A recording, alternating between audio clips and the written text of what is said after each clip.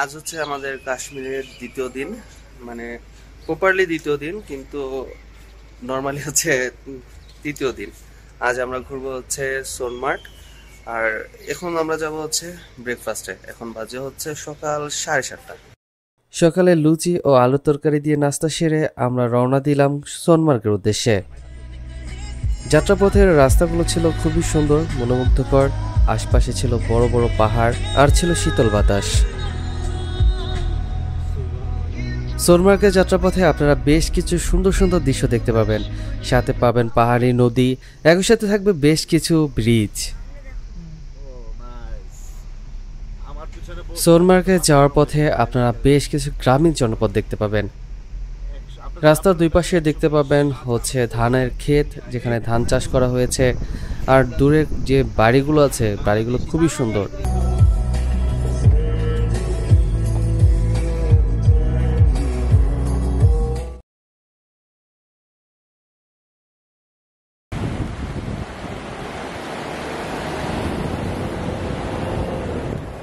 মার্গে যাচ্ছিলাম, তার মধ্যে এখানে একটা পাহাড়ি নদী দেখতে পেলাম। এই যে এটার উপর একটা খুব, নদীটার পাশে একটু বড় না, তারপরও এখানকার আর ঠান্ডা একটা অনুভূতি এখানে দিচ্ছে। প্লেসটা আসলে খুবই সুন্দর, না দেখলে বুঝতে পারবেন না। যারা সোনমার্গে যাবেন তারা অবশ্যই এই জায়গাটা দাঁড়াবেন। এখানে আমাদের সাথে আছে যে আরো দুজন আছে, যুক্ত হয়েছে নতুন। আর পিছনে বিশাল একটি পাহাড় আপনারা দেখতে পাচ্ছেন কোনটা জানি না, বাট আমি চেষ্টা করবো আপনাদেরকে দেখানোর জন্য। নদীটা কিন্তু অনেক সুন্দর, অনেক সুন্দর। নদীটার নামটা এখন পর্যন্ত আমি জানতে পারিনি, চেষ্টা করবো আপনাদেরকে জানানোর জন্য নদীটার সম্পর্কে। সোনমার্গে যাওয়ার পথে আপনারা দেখতে পাবেন সুন্দর নদী, যা জম্মু ও কাশ্মীরে গুরুত্বপূর্ণ একটি জলপ্রবাহ। এই নদীটি হচ্ছে সিন্ধু নদীর উপনদী। এটি হিমালয়ের গঙ্গাবধ হ্রদ থেকে উৎপন্ন হয়েছে। এটি আশেপাশের হিমাবহ থেকেও কিন্তু উৎপন্ন। এটি সোনমার্গ গঙ্গাবল উপত্যকার মধ্য দিয়ে প্রবাহিত হয়ে কাশ্মীর উপত্যকায় প্রবেশ করে, পরে এটি ঝিলাম নদীর সাথে মিশে যায়।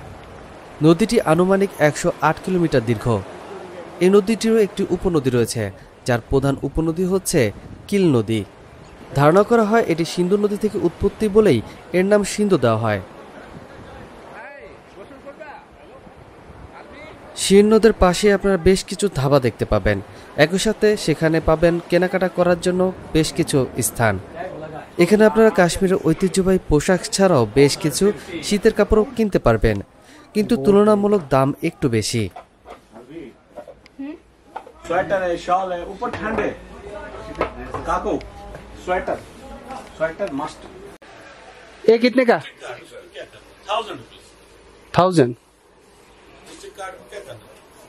Bangladesh, when you will go, we we are not going there. We live forever. Why? हाँ. अभी यहाँ सेटल हो गया ना. अभी कहाँ जाएगा? पहले हम शादी से पहले जाते थे, अभी 1000 रुपये। এটা হচ্ছে সোয়েটার টাইপের। शादी के बाद मुश्किल जाना होता है। বাচ্চা বড়রা পরে গলায় যে হাতে পর্যন্ত। इसका बड़ा साइज भी, छोटा साइज भी। আমি ছোট একটা দেখলাম ভাগ্নির জন্য। এগুলো তো ভাগ্নি বয়স কত? ভাগ্নির বয়স 2 বছর। 2 বছর ওর পড়ে যাবে, হবে না। 3 বছরের হবে, 3 ইয়ার্স বেবি। हाँ, ये उसी के लिए है। 3 ইয়ার্স। 2 years, 3 years के लिए। সুন্দর না? কিন্তু প্রাইসটা একটু বেশি মনে হয়। কত এটা? 1000। कमाला भी है, मगर वो क्वालिटी इतना अच्छा नहीं है। নদীর পার আর কিছু কেনাকাটা শেষে আবারও রওনা দিলাম সোনমার্গের উদ্দেশ্যে। সোনমার্গের যাওয়ার পথে আপনারা বেশ কিছু আর্মির গাড়ি দেখতে পাবেন। খুবই সতর্কতার সাথে এখানে গাড়ি চালাতে হবে, না হলে আর্মিদের হাতে পানিশমেন্ট পেতে হবে। আমাদের ড্রাইভার জাহাঙ্গীর ভাই ছিল বেশ দক্ষ, সে বুঝে শুনে আর্মির গাড়িকে সাইড দিয়ে গাড়ি চালাচ্ছিল। কাশ্মীরে একটু পরপরই আপনারা নিরাপত্তা বাহিনীর চেকপোস্ট দেখতে পাবেন। আর সোনমার্গ ছিল লাদাখ যাওয়ার একমাত্র রাস্তা, এই ক্ষেত্রে প্রচুর চেকপোস্ট পাড়ি দিতে হয় আমাদের।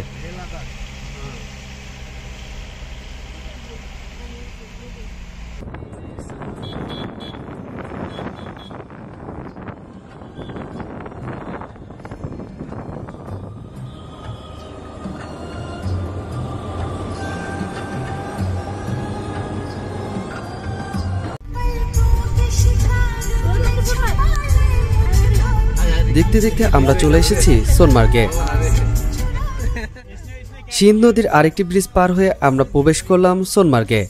এখানে বেশ কিছু রাস্তা ও কালভার্টের কাজ চলছে, একই সাথে চলছে বেশ কিছু টানেলের কাজ। আপনারা যারা রিসেন্টলি সোনমার্গে আসবেন তারা অবশ্যই এই ধরনের দৃশ্যগুলো আপনারা দেখতে পাবেন।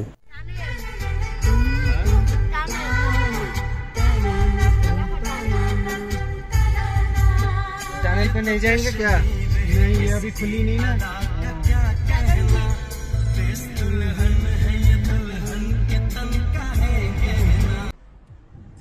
আমরা যেহেতু সোনমার্গ ভিউ পয়েন্টের খুব কাছাকাছি চলে এসেছি, তখনই আমাদের ড্রাইভার জাহাঙ্গীর ভাই গাড়িটা একটু স্লোলি চালাচ্ছিলেন, যাতে আমরা আমাদের চারপাশের দৃশ্যগুলো খুব ভালোভাবে উপভোগ করতে পারি। আমাদের কাছেও খুব ভালো লাগছিল।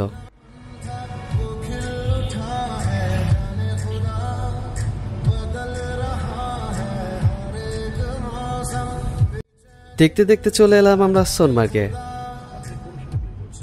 আপনারা এখানে বেশ কিছু হোটেল পেয়ে যাবেন খাওয়া দাওয়া করার জন্য, একই সাথে বিশ্রাম নেওয়ার জন্য। ভিডিওটা খুব বেশি দীর্ঘ হওয়ার কারণে আমরা দুইটা পর্বে বিভক্ত করেছি। পরবর্তী পর্বে আমরা দেখব সোনমার্গের ভিউ পয়েন্ট, একই সাথে আমরা যাব হচ্ছে লাদাখ জিরো পয়েন্টে। জাহাঙ্গীর ভাইয়ের কাছ থেকে তার গাইড ক্যারিয়ারের বেশ কিছু অভিজ্ঞতা শুনতে শুনতে আজকে ভিডিও থেকে বিদায় নিচ্ছি। পরবর্তী ভিডিওগুলো মিস করতে না চাইলে অবশ্যই আমাদের চ্যানেলটিকে সাবস্ক্রাইব করে পাশে থাকা বেল আইকনে ক্লিক করুন। ভালো থাকুন, সুস্থ থাকুন, নিরাপদে থাকুন। ধন্যবাদ। अब मैं चला गया वो बोल रहा है मुझे, जैसे मैं श्रीनगर पहुंचा ना बाहर की तरफ, मुझे वहाँ तब से गुलमर्ग से सीधे डायरेक्ट कहाँ जाना था, पहलगाम। मैं चला गया सीधे पहलगाम, तो मैं बाहर श्रीनगर के बाहर से निकला। मेरी एक जगह पे वहाँ से 5 किलोमीटर की दूरी पे या 6 किलोमीटर की दूरी पे मुझे मिल जाती वो, मैं उसको ले सकता था। लेकिन मैंने एक सेट किया हुआ प्रिंसिपल कि मैं वो नहीं तोड़ूंगा, मैं नहीं दूंगा किसी को बोलने। हाँ, अगर कोई ऐसा हो तो मैं वो गेस्ट अपने साथ नहीं, अपनी अपनी ये होती है। तो उसके बाद उसने किया काम, तो मैंने उसको लिया पहलगाम छोड़ा। वो पहलगाम में एक नाइट स्टे किया उसने, हाँ नाइट स्टे था उसका। पहलगाम में उसको गाड़ी मिल गई वो आड़ू वैली और बैताब वैली जाने के लिए। मैंने कहा ठीक है, उनने बोला आप भी आ जाओ। मैंने कहा ठीक है चलिए मैं भी आता हूँ। अब वो फैमिली थी और उनकी छोटी सी बच्ची थी। वो बच्ची के साथ उस बच्ची को मेरे साथ बहुत ये हो गया था, बहुत कनेक्शन हो गया था।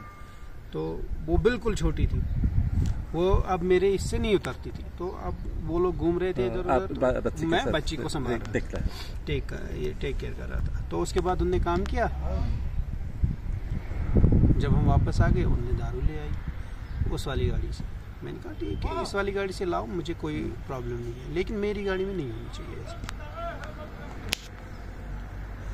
उसको वहाँ थोड़ा सा बुरा लगा, लेकिन उसकी भी बहुत ये थी। उसने कहा कि आपने बहुत अच्छा किया जो इसको लाने नहीं दिया, ये किया। उसने उसको बोला था तुम्हारे पास है, तुम्हें क्यों पीनी है, ये क्यों करते हो, हम यहाँ घूमने आए हैं, अब यहाँ भी पी लोगे। फिर उसने बोला मैं इसलिए नहीं पीता हूँ कि बहुत सारी, मैं थोड़ी बहुत पी लेता हूँ कभी, फिर भी मैं